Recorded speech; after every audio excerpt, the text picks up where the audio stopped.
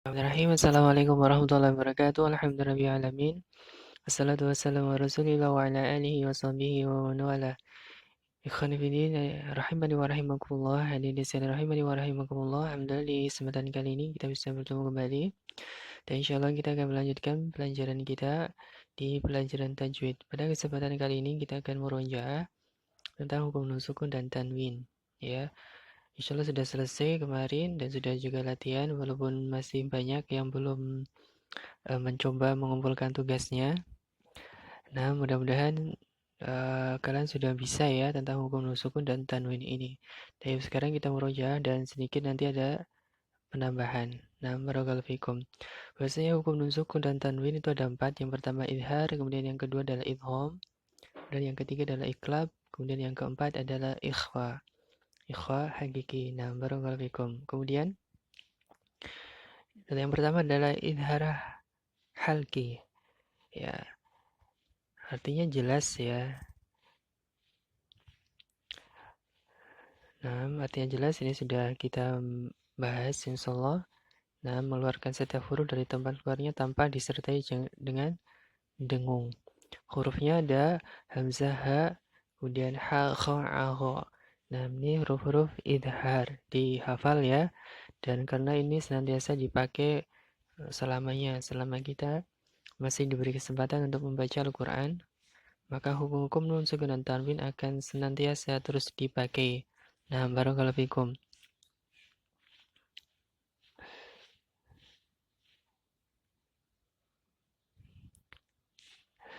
Kita masuk ke contoh-contohnya di sini. Contoh-contoh dari hukum-hukum idhar ya. Misalnya adalah huruf yang pertama adalah huruf hamzah. Nah, di sini ada contohnya adalah yang bertemu dengan hamzah. Ada tanwin bertemu dengan hamzah. Ada bun alim ya. Ada bun alim. Nah, di sini ada bun alim. Ada tanwin bertemu dengan hamzah a ya. Kemudian in antum ini yang dua kali mada. In antum ada nun sukun bertemu dengan hamzah. Kemudian di sini ada satu kalimat. Contohnya adalah yan auna. Yan auna ada nun sukun bertemu dengan hamzah. Nah, ada ha ya. Contoh sekarang ada huruf ha. Ha contohnya adalah salamun hiya. Salamun hiya. Di sini berarti kan ada nun suku apa namanya tanwin. Tanwin di sini bertemu dengan huruf apa? Ha. Nah, barakallahu fikum. Ini contoh yang bertemu dengan huruf ha ya. In huwa sekarang. Ada in huwa. Yang ini in huwa berarti di situ ada nun sukun. Nah, bertemu dengan apa? Ya, dengan huruf H. Nah, barakallahu fikum. Ini ya, mudah-mudahan bisa dipahami dengan jelas ya. Nah, misalnya ada nun sukun bertemu dengan huruf H. Maka dibaca idhar jelas. In huwa. Nah, dan seterusnya ya. Yang kedua misalnya ada salamun alaihi wa salamun alim.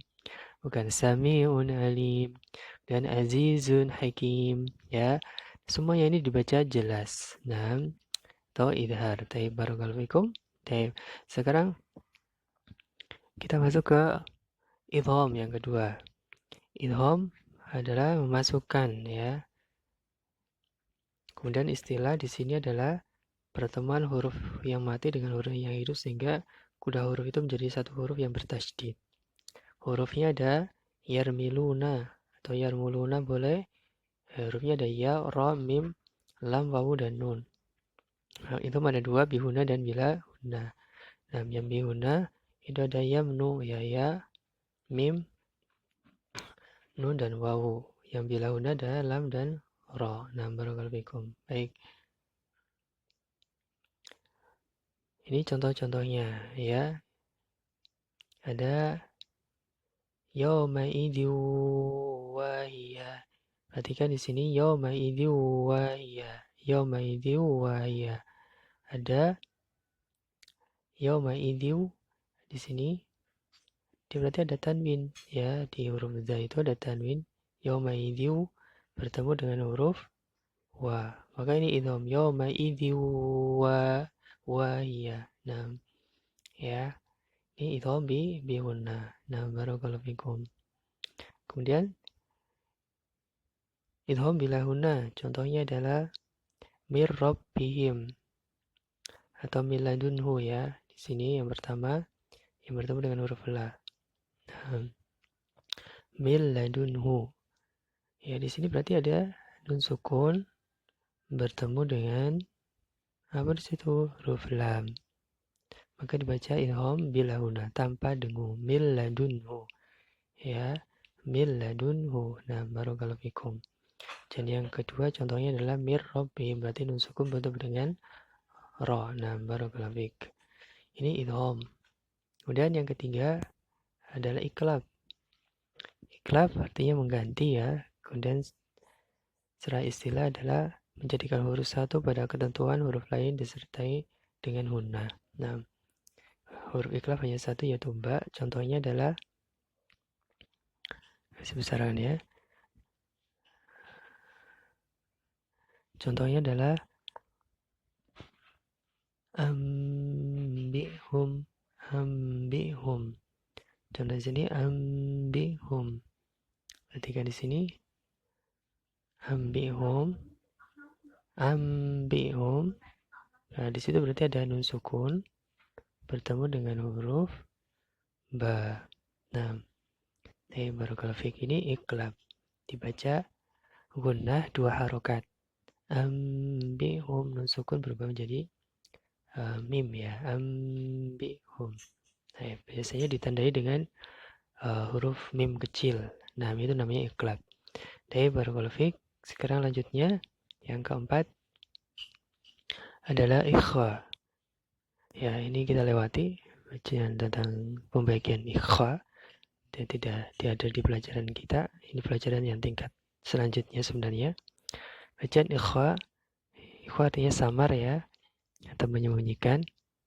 Nah,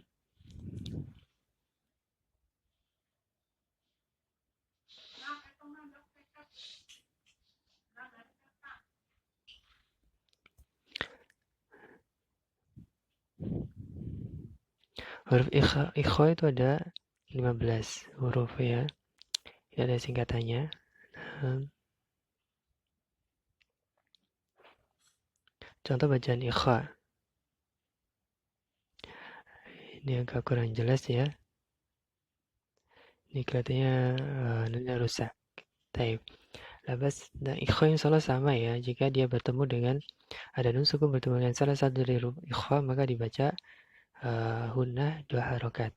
Nah, taib. Sekarang untuk tambahannya adalah kita akan pelajari tentang idhar mutlak.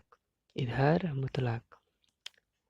Idhar mutlak yaitu bacaan yang hanya ada pada 4 tempat saja di dalam Al-Quran ya. Yang ini keluar dari hukum-hukum nun sukun dan tanwin, walaupun di situ nanti adalah seperti bacaan ilham, tapi nanti dibaca jelas ya. Contohnya adalah di sini ada yang pertama adalah di surat Ar-Ra'd ayat yang keempat ya.